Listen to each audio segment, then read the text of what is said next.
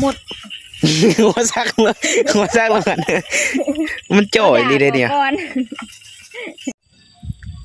สบายดีป้าลุงพ่อแม่พี่น้องเนาะ FC เบิร์ดสุคนเมื่อว่า FC ฝั่งไทยฝั่งลาวแล้วก็ต่างประเทศพี่น้องนี่มากับไอ้อวดมาหน้าคือเก่าพี่น้องเลยเบิ่งมารีวิวเขานายา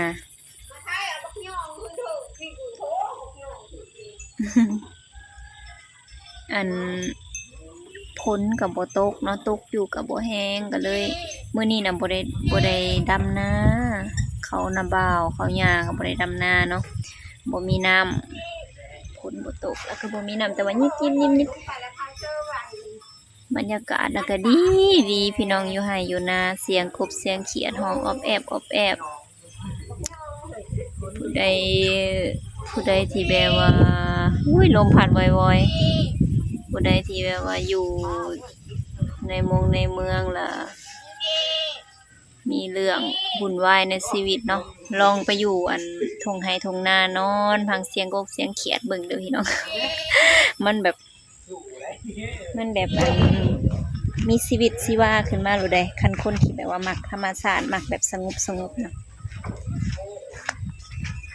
มารีวิวหมุนเขาแล้วหมุนเขาอันหมุนเขาสวนมะเพชรบ่เอานะเนี่ยฮะ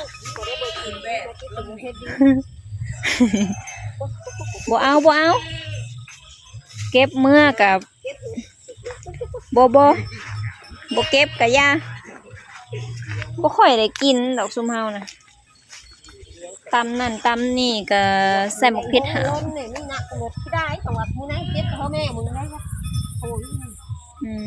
มันแก่แล้วมันร้อนมากกว่าเอาจากอันซ้ำกรอบกำหนึ่งหั่นเด้อแล้วพอบ่ต้องเก็บดอก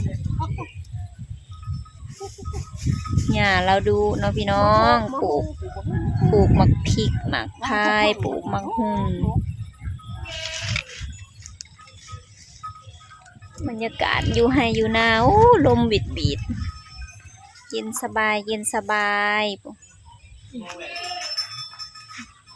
สองไอ้น้องไปแล้วได้อันน้ำเย็นมาให้พ่อตุกหนึ่ง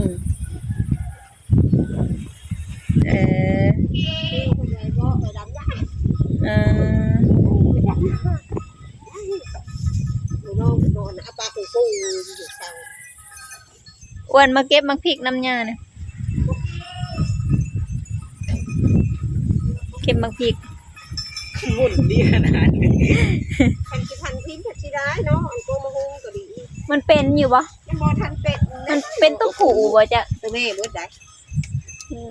เก็บมักพริกนี่อ้วนนี่อยู่แคนเก็บเอานี่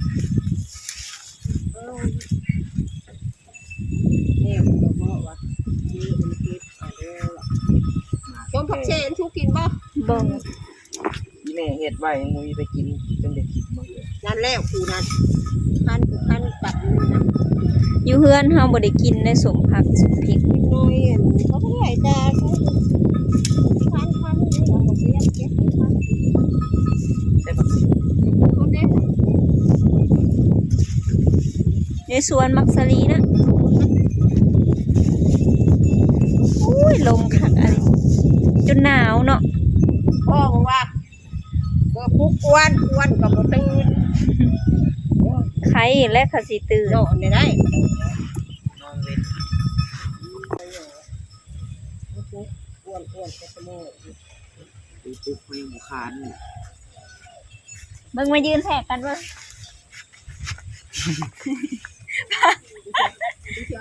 ป้าเทียนมายืนดูเทียนยังไม่ได้ป้าตัวซาโอ้ลมอลิอลอได้นี่เฮาเลยใส่เสื้อแขนยาวเฮาว่าสิมาลกกะมัน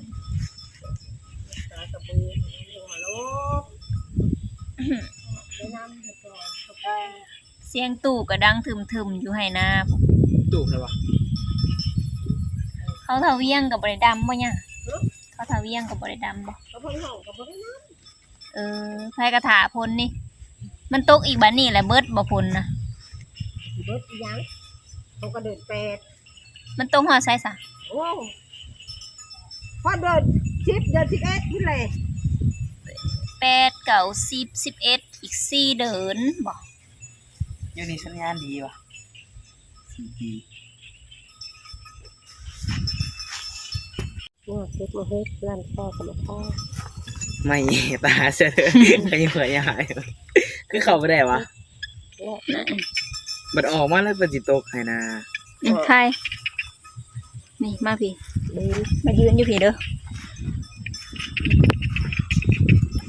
อย่าตีงเด้อมือนะยกขึ้น บ่ให้ตีก็บ่ได้แหละ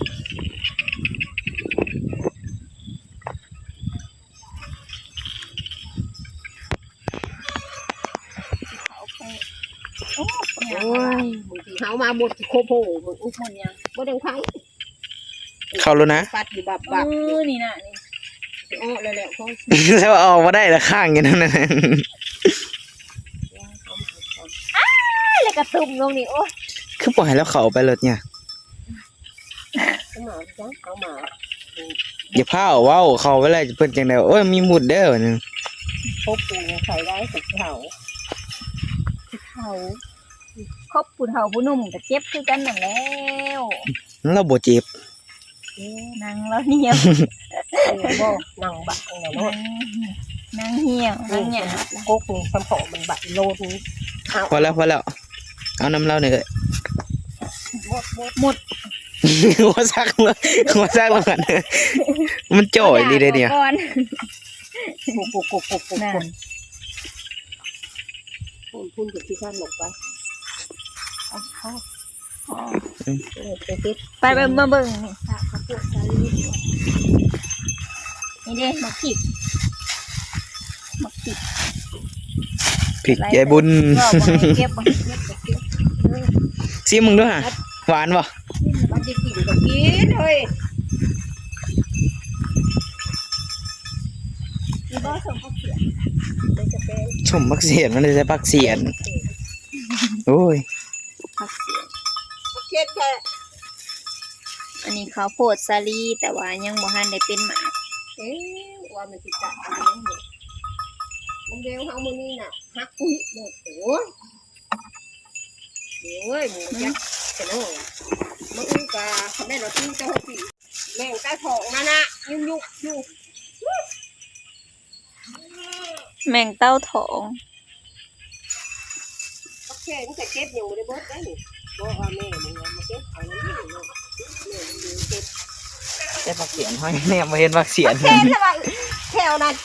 นะกกผักเสียน เอามันเป็นอันนี้ครับเอาเขาเห็นมันเป็นใบยาวๆเหมือน เสร็จแล้วอันนี้กินอยู่ตอน สำหรับคลิปนี้ เขา ก็ โห ขอ ดจ้ะ จบไปเพียงสำนี้นะพี่น้อง เห็นอยู่บางมือ มือบัดนี้ เอ็นจะเอารถมาจอดในหน้าบ้านแค่เดียวแล้วก็ เออเดี๋ยวนี้เนาะชาบไข่เนาะมื้อแรกนะไข่มาไก่ไข่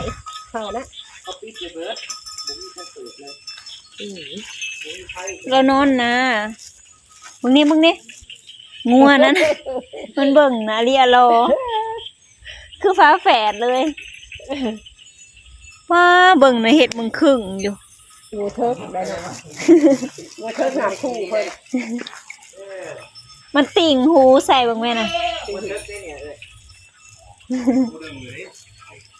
ที่มึงได้คู่ บักย่องลงในบ่ถูกบางคืนมาแล้วหึนไปย่อ นอนอยู่เป็น เจ้าอยู่หึนี่นะโห ไป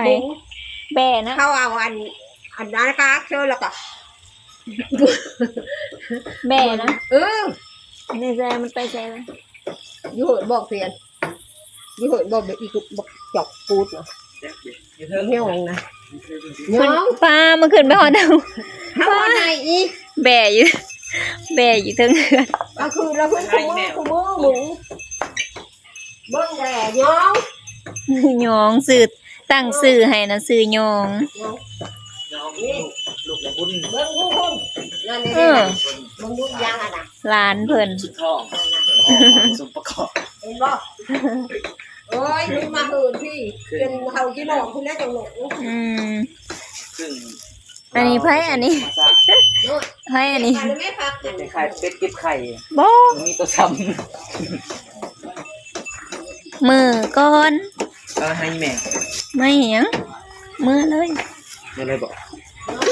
คำเลยมือก่อนเด้อขอบใจเด้อ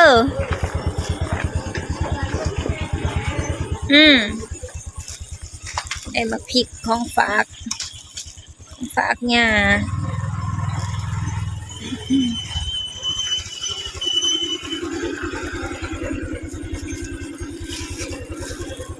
ฮึบไปเลยลูกพี่